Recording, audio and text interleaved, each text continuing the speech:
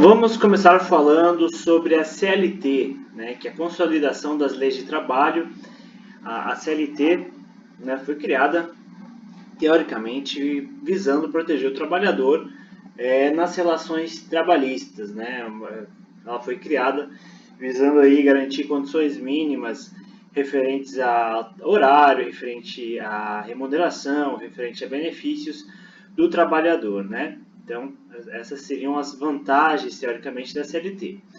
A desvantagem da CLT é o engessamento das condições de trabalho, né, que acaba levando muitas vezes as pessoas para a informalidade e a burocracia, tá? Mas isso, logicamente, é a visão pessoal aqui, minha, falando das vantagens e desvantagens da CLT. Mas, querendo ou não, a CLT faz parte das condições trabalhistas hoje, e é importante a gente ver aí os detalhes da CLT, os detalhes de uma contratação via CLT, para a gente se preparar em relação a isso, né? Caso você queira contratar via CLT, né, via uma carteira de trabalho ou via PJ, né, via uma contratação de uma empresa, é bom você saber as diferenças entre as diversas formas de relação trabalhista, tá? Então, nessa aula vamos focar aqui na CLT. E falando em CLT, a gente tem que falar de salário mínimo, né? Salário mínimo é a remuneração mais básica que uma pessoa pode receber, de acordo com a CLT, né? E ela varia, né, de acordo com cada ano é estipulado um valor referente ao salário mínimo, que teoricamente também seria necessário para alimentação, habitação, vestuário de um trabalhador, né? Mas a gente sabe que muitas vezes, principalmente dependendo da cidade do trabalhador, o salário mínimo não é o suficiente, né? Mas falando em CLT, a gente tem que falar de salário mínimo, a gente tem que falar sobre esse assunto também. Lembrando que há o salário mínimo de acordo com a profissão, que é o chamado piso salarial. Né? Isso depende aí do acordo em relação ao sindicato, em relação ao órgão que regulamenta uma certa profissão. Uma profissão pode ter um salário mínimo daquela profissão, que é o chamado piso salarial. Tá? E falando em CLT, a gente tem que falar de carteira de trabalho, né? Carteira de trabalho é o documento onde consta ali o registro do emprego daquele funcionário, né? A série de registros de emprego de um funcionário e as informações referentes a esse emprego, né? Então, quando o empregador, né, ele decide contratar um funcionário pela CLT, ele pode reter a carteira de trabalho do funcionário para registrá-lo por no máximo 48 horas, né, contando a partir do primeiro dia de trabalho. E daí ela deve ser devolvida com os dados do empregador, o valor do salário definido na contratação, a data de admissão e o cargo ocupado. Mas, geralmente, como é que funciona? Né? A empresa, digamos que você tem uma empresa aí de engenharia, né? Você queira contratar, digamos, um mestre de obra com carteira assinada, né? Quer contratar via CLT porque é um funcionário que você acredita que vai ser constante na sua empresa, é um funcionário que você precisa ter ali muito ligado, muito próximo à sua administração, e você decide contratar esse mestre de obra via CLT. Então, o que você vai fazer? Você vai pegar a carteira de trabalho dele para registrá-lo, geralmente você passa para a sua contabilidade para eles fazerem o registro desse funcionário, né? E pegar na carteira de trabalho dele, desse mestre de obra, no caso, para registrar ali os dados referente a essa contratação. E como é que funciona assinar a carteira? Né? A gente fala, assinar a carteira é quando você contrata um funcionário. Né? O primeiro passo é definir como é que o contrato vai ser feito. Né? Se vai ser um contrato de experiência ou um contrato de trabalho. Lembrando que contrato de experiência é por no máximo 90 dias. Né? Então, você pode fazer, por exemplo, um contrato de experiência de 30 dias e prorrogar por mais 30, ou 45 dias e prorrogar por mais 45, ou 30 mais 60. Enfim, o importante é que não passe de 90 dias o contrato de experiência, tá?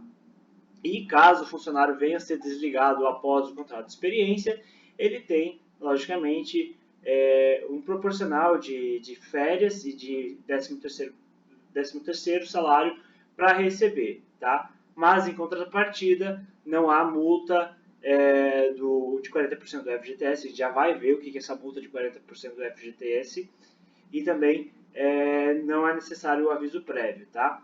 Então, como é que funciona numa condição normal, condições normais de temperatura e pressão, digamos assim, né?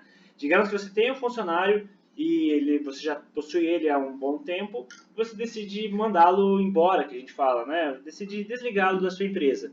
Você tem que fazer um aviso prévio, você tem que avisar ele com um mês de antecedência, e você, ao desligá-lo, você tem que pagar uma multa de 40% do FGTS, né? Isso numa condição normal, numa condição de um funcionário registrado fora o contrato de experiência. No contrato de experiência não há essas exigências, tá certo?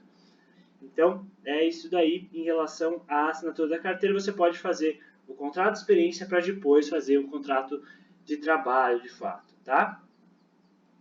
E para a elaboração do contrato de trabalho, é necessário alguns documentos para que o empregador possa fazer o registro dentro do e-social. O e-social é uma ferramenta do governo aí para digitalizar, né, deixar tudo de forma muito acessível, os contratos de trabalho no site do governo. Então é necessário alguns documentos, né? Até aqui a lista é completa de documentos.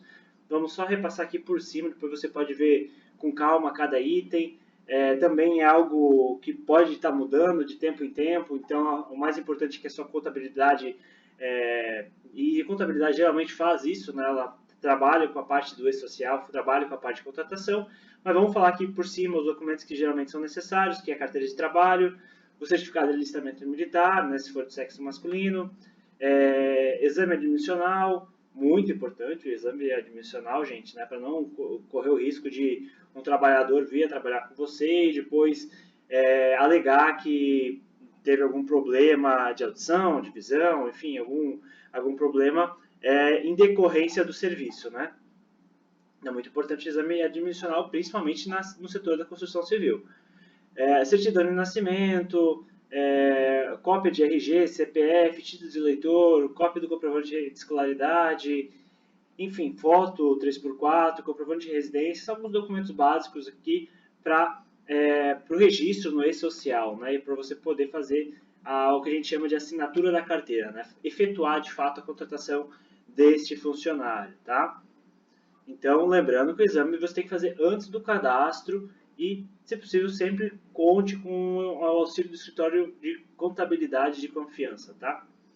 Vamos lá, gente. Agora vamos falar sobre os tributos. Isso aqui é um dos pontos mais importantes na hora de você definir se você vai contratar uma pessoa via CLT, né, via carteira de trabalho, via a forma mais tradicional até então, né, de contratação, ou se você vai decidir contratar essa pessoa via PJ, né, via pessoa jurídica, que vai ser o assunto da próxima aula, tá?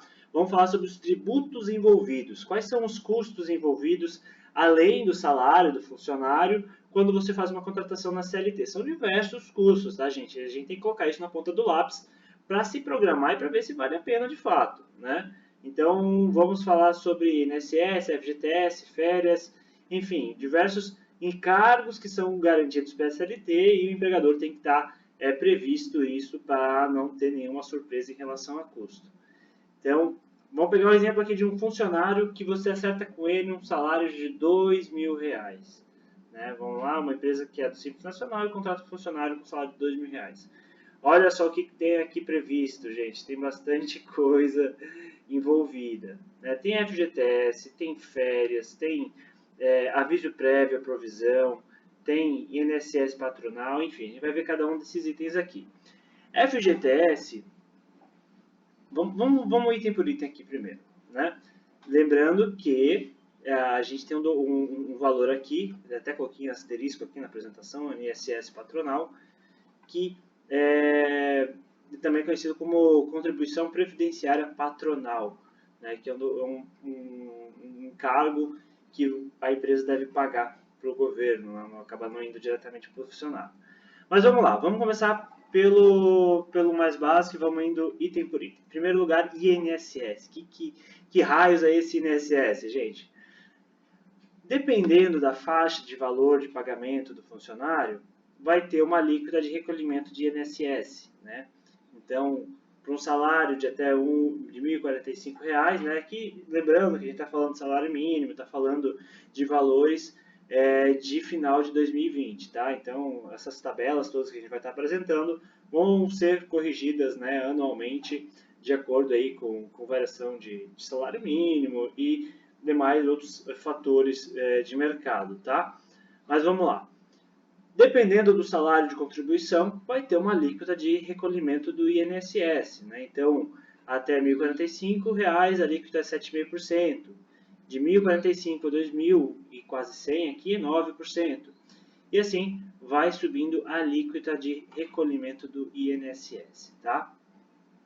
O que é o INSS? O INSS é o órgão responsável pelos pagamentos de aposentadorias e demais benefícios aos trabalhadores pela Previdência Social. Então, que garante aí esses benefícios para os trabalhadores, né? A aposentadoria, né? Por exemplo, os aposentados de hoje são pagos através do pagamento do INSS de quem está trabalhando hoje, né? Então, tem esse pagamento previsto aí quando você contrata um funcionário pela CLT.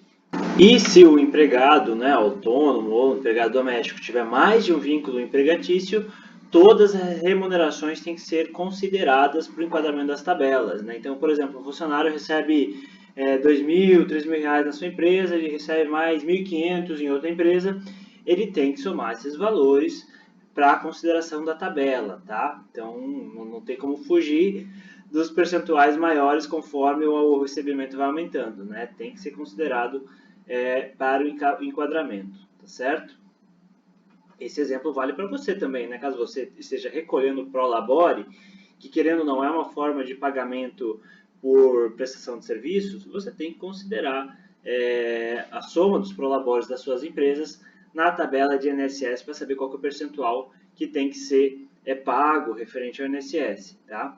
Outra observação, o 13º salário não é somado para fins de enquadramento. Então, por exemplo, você tem um funcionário que recebe R$2.000, né? No caso, R$2.000 vai estar aqui nessa faixa aqui dos 9%, e aí tem o 13º salário também de R$2.000, tá? No caso, ele não vai pular para a tabela aqui de R$3.000 a R$6.000 por ser a soma dos dois de R$2.000 e R$4.000. Não.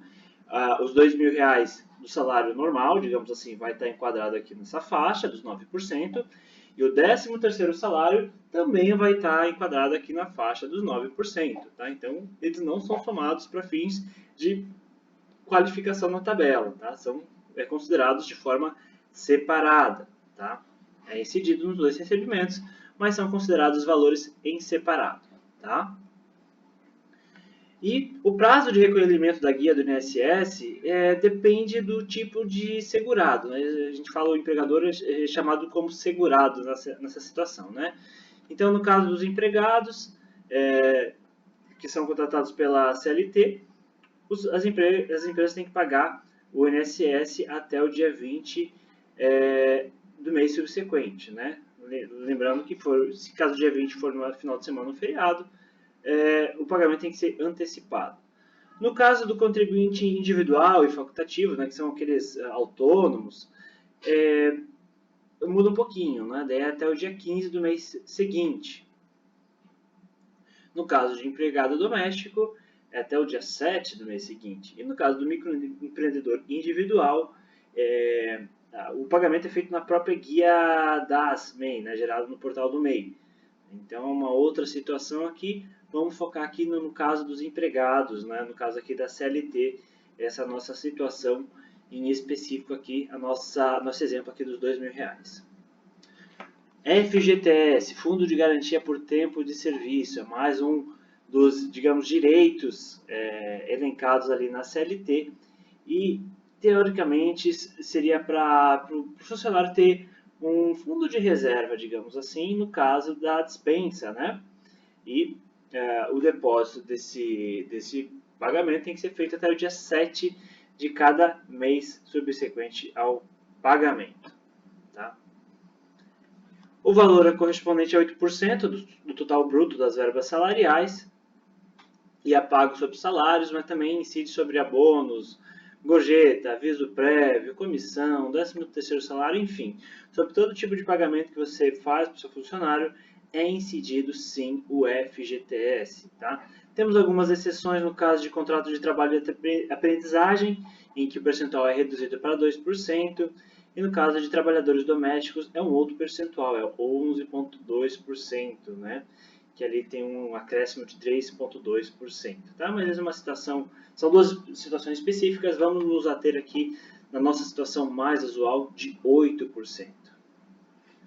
Quem tem direito ao FGTS? Gente, trabalhadores rurais, trabalhadores intermitentes, trabalhadores temporários, trabalhadores avulsos, enfim, há uma gama enorme de trabalhadores que têm direito ao FGTS. No caso da construção civil, sim, a maioria dos prestadores de serviços, no caso da contratação por CLT, vai ter sim direito ao FGTS. Tá? Mas aí chega um ponto mais importante em relação à previsão financeira da sua empresa. Como é que a gente vai reservar esse dinheiro aí referente a FGTS, a férias, 13º, a INSS? A gente tem que considerar isso e colocar na ponta do lápis para a gente prever, né? Para a gente não ter nenhuma surpresa. Então, vamos falar um pouquinho aqui sobre provisão, né? No caso aqui de férias 13º, não é um valor que você vai pagar mensalmente, é um valor que tem que estar provisionado para quando ocorrer você ter o dinheiro disponível, né? Então, no caso do FGTS e INSS, é uma situação que você vai estar pagando constantemente, mês a mês, não tem como fugir, né? Você vai ter que emitir as guias, vai ter que pagar a guia de INSS e a guia de FGTS, tá? Mas no caso das férias e do 13º, você não está pagando mês a mês. Quando chegar o momento das férias, você vai ter que pagar as férias, né, o adicional de férias e tudo mais. E quando chegar o momento do 13º, você vai ter que pagar o 13º, né, no caso da contratação da CLT. Então, o ideal é que você provisione, você reserve o dinheiro mês a mês referentes a esses pagamentos, para não chegar no dia, né, depois de um ano, você vai ter que pagar as férias, ou vai ter que pagar o 13º, e não ter um desembolso, um baque muito grande dentro do caixa da sua empresa. Né? O que a gente indica aqui fortemente é você reservar esse dinheiro mês a mês, para quando chegar o momento você esteja com dinheiro em caixa para pagar o funcionário referente às férias ou ao 13º. Né? Para calcular a provisão de férias, basicamente você vai calcular baseado no último salário, né? No último salário do seu funcionário. Você vai dividir o valor do salário por 12 meses, né? Para ter a provisão mensal. Você vai multiplicar esse valor por 0,3 para ter o acréscimo de 1/3 de férias. Vai calcular em cima disso o INSS e o FGTS, porque lembrando, né, todos os pagamentos você tem que incidir o INSS e o FGTS, e vai somar tudo para você ter o valor que você tem que provisionar mês a mês referente à provisão de férias, tá certo?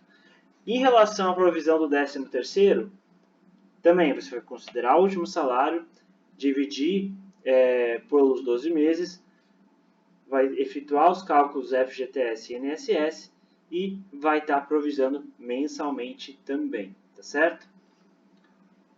Temos também imposto de renda retido na fonte. Né? No caso de salários acima de R$ 1.913, você tem que calcular também o imposto de renda que vai ser retido na fonte. Né? Não é um custo a mais que o funcionário vai ter, mas é algo que é importante a gente ter ciência para, né, ter isso muito claro na hora de passar para o funcionário quanto é que ele vai receber líquido no final de cada mês. Né? Então, temos aqui a tabela de alíquotas de imposto de renda, e o quanto isso representa, né, para fins de dedução do imposto de renda na pessoa física. Então vamos às contas. Digamos que você tem um funcionário de R$2.000, qual que é o custo real dele? Quanto de fato ele custa para a empresa? Né? Isso é muito importante para a gente estar prevendo esses valores mensalmente. Então vamos lá.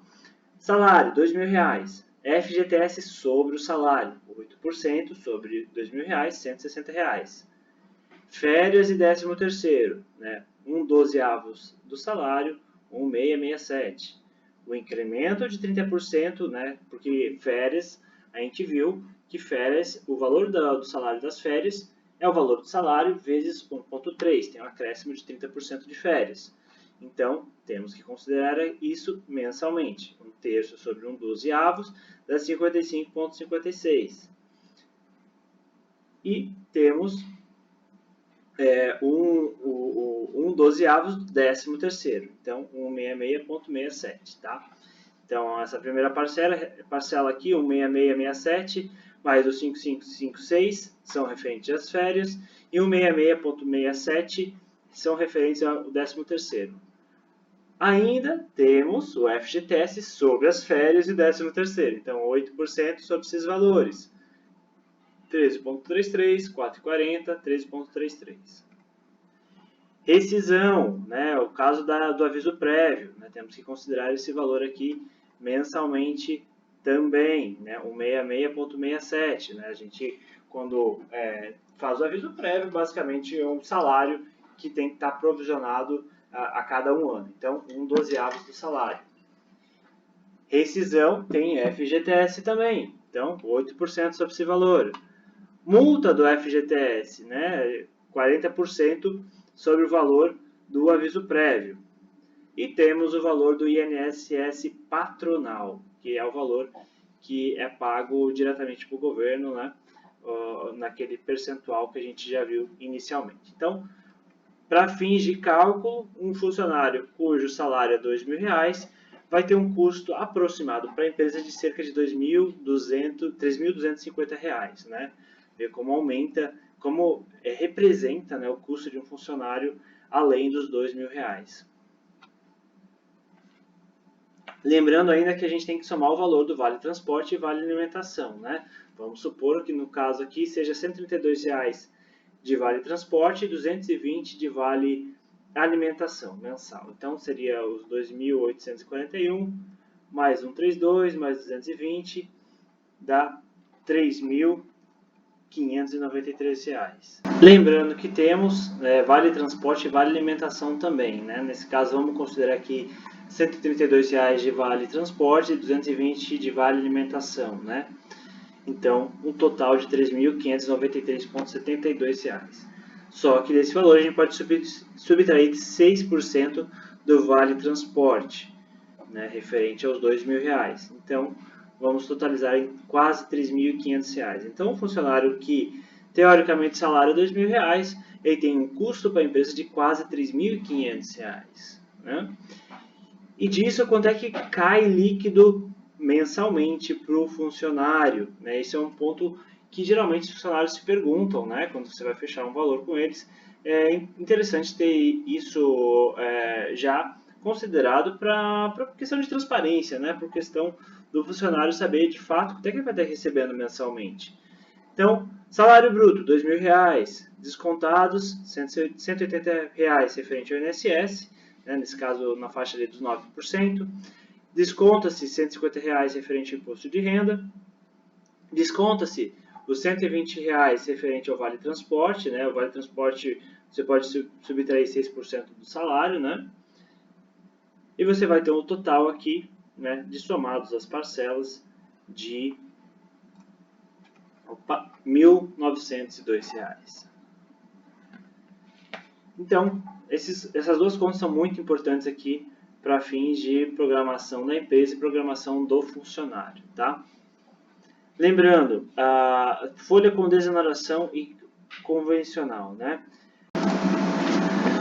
Há uma possibilidade de você substituir a contribuição patronal, aqueles 20% sobre o valor da remuneração do profissional, pelo um percentual sobre a receita bruta da empresa, né? De 1 a 4,5% de acordo com o setor. Isso você tem que verificar na sua contabilidade se é possível, né, fazer essa substituição e também se é vantajoso para você, né? Mas vale aqui citar que há essa possibilidade da substituição da contribuição patronal pela contribuição sobre a receita bruta, né? Então você pode fazer uma substituição da contribuição previdenciária por um tributo que incida sobre a receita bruta, tá? Então vale citar essa possibilidade para você verificar com a sua contabilidade, de acordo com o setor que você está atuando, se há essa possibilidade, né? Isso a gente está falando aqui final de 2020, se há essa possibilidade ainda e se é vantajosa para você, tá? Como demitir? Então, digamos que chegou um momento e você não está mais satisfeito com o profissional, ou você quer mudar a forma de contratação desse profissional, esse profissional quer abrir uma empresa, você quer fazer uma contratação via PJ, né, via pessoa jurídica, e você precisa demitir este funcionário, né? Como é que a gente pode proceder com a demissão? Enfim, nas relações de emprego, né, qualquer uma das partes pode rescindir o contrato de trabalho. Né? Tanto você pode demitir o seu funcionário ou o funcionário pode pedir demissão. Né? Logicamente, isso é livre. O importante é que haja o aviso prévio, né? Que uma parte avise a outra com uma antecedência aí de 30 dias. Né? Caso não faça, a outra parte tem que ser indenizada pelo período correspondente. Né? No caso do empregado dispensado sem justa causa, você tem aquele pagamento da multa, né, os 40% do FGTS, e o ideal é que você tenha provisionado, né, o valor referente ao aviso prévio. Tá? E a demissão pode ocorrer de diversas formas, né? Pode ser por iniciativa do empregador, né, sem justa causa, ou por justa causa, caso tenha o funcionário cometido um ato faltoso, né, de acordo com o artigo 482 da CLT. Né? Mas é assim, é um pouco difícil você ter comprovação e conseguir fazer por justa causa. Realmente são situações mais extremas, são situações bem complicadas. Ou também pode ser por iniciativa do empregado, né? Por justa causa ou sem justa causa. Também há essa possibilidade. Ou por culpa recíproca, né? Quando ambas as partes cometem ao mesmo tempo faltas, né? Que constituem justa causa para a rescisão. Então, por exemplo, término do contrato de experiência, né? Por morte do empregado ou empregador, por extinção da empresa ou por falência concordada ou dissolução da empresa. São casos ainda mais raros de acontecer. E também cabe citar que o prazo de pagamento das verbas rescisórias varia aí de acordo com a situação, né? No primeiro dia útil, caso de aviso prévio trabalhado, ou até 10 dias para o caso de aviso prévio indenizado. Né? E olha a importância de ter os valores, né, dentro do fluxo de caixa da empresa, porque caso não seja atendido o prazo, né, o empregado pode, né, pagar um salário a mais como indenização. Então, por isso a importância, por isso que a gente bate tanto na tecla da provisão dos valores para que você não tenha que pagar ainda mais um salário como indenização. Né? Temos aqui alguns casos, exceções, né, de estabilidade provisória em que funcionários não podem ser demitidos. Olha só, é importante a gente ver essas situações também excepcionais. Né? No caso de mulheres grávidas, no período que vai do início da gestação até o final da licença maternidade, né, seja de 4 ou 6 meses, de acordo com o combinado com o funcionário e empresa. Empregado que sofreu acidente de trabalho até um ano após se tornar ao trabalho. Funcionários envolvidos em acordos com sindicatos, né, que consideram determinados aspectos relacionados à demissão. E empregados membros da CIPA. Então, alguns casos aí onde não é possível a demissão de funcionários. Tá? Mas o mais importante, gente, referente a essa aula aqui da CLT, é saber quais são os custos referentes a uma contratação da CLT, para que você tenha isso considerado dentro do seu fluxo de caixa. E 2, de fato, além de ter os números na ponta do lápis, além de ver se vale a pena ou não, no caso da decisão da contratação da CLT, você provisione os valores para você não incorram o risco, né, de eventualmente ter que mandar alguém embora e não ter o fluxo de caixa para poder fazer essa decisão, né, porque são vários custos envolvidos ali na hora de demitir alguém, tá? Próxima aula vamos falar um pouquinho sobre contratação no estilo PJ, estilo pessoa jurídica, para fins de comparação, para ver, né, tanto em relação a custo quanto em relação ao recebimento do funcionário, né? Muitos funcionários, e isso vocês vão notar que vem crescendo muito no mercado, muitas pessoas estão preferindo trabalhar como empresa, como PJ. Então é importante a gente saber as diferenças em referente ao custo para a empresa que está contratando, em relação ao recebimento de quem está sendo empregado, em relação à flexibilidade, em relação à facilidade da contratação e do contrato em si, do funcionamento da relação trabalhista, tá bom? Então essa aula basicamente é sobre contratação de CLT. É importante também ter uma contabilidade próxima que possa auxiliar ali em relação aos custos, em relação à previsão, em relação às guias de INSS e FGTS, em relação a se há a possibilidade de trabalhar com ou sem desoneração da folha, que é aquela situação em que você não precisa pagar a contribuição patronal, mas ter um desconto do faturamento. Enfim, importante também ter uma contabilidade para que você esteja te auxiliando em relação às contratações CLT ou via PJ, assunto da próxima aula, da melhor forma possível. Beleza? Valeu!